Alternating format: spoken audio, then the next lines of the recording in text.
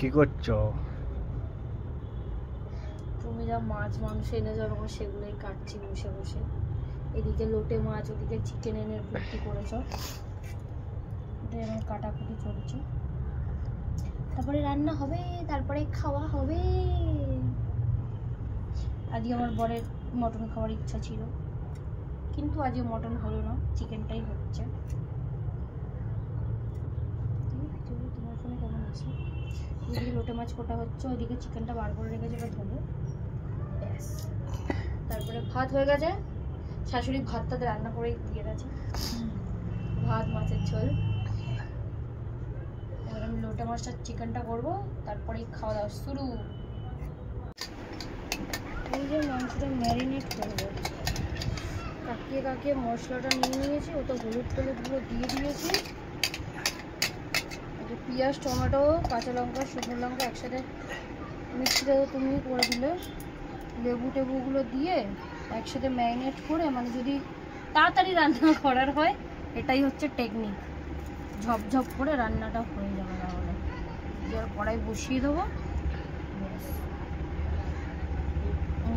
মাখাবো। এবার লেবুটা ফার্স্টে দিতেই ভুলে গেছি, এখন দেবো। দানাগুলো একটু ফেলে দেবো।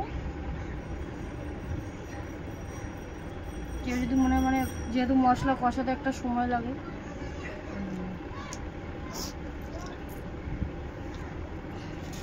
এরকম ভাবে তাড়াতাড়ি হয়ে যায়। আলু দেবো, এটা একটু বসিয়ে দেবো, দিয়ে আর একটা কড়াই আলু ভেজে নেবো।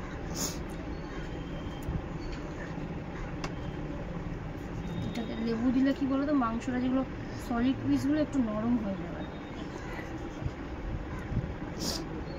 আগে যা নিয়ে এসে বেশিরভাগ সব সলিডই দিয়েছে, গোটা মনে নিয়ে এসে।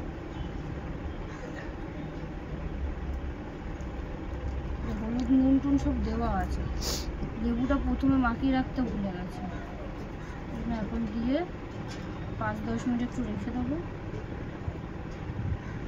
দিয়ে দিকে আবার লোটে মাছের প্রিপারেশনটা করে নেবো। লোটে মাছকে তুমি গোটা বসাবে? আরে বসাও না, নাড়াতে নাড়াতে যা হবে হবে। মানে তুমি করবো না আমি করবো?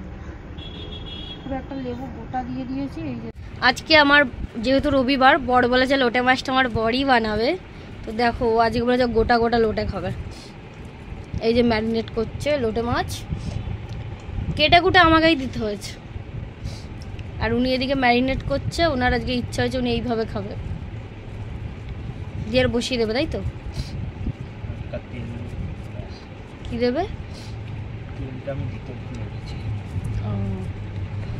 তো আজকে লোটে মাছটা আমার বড় করবে, চিকেনটা আমি করবো।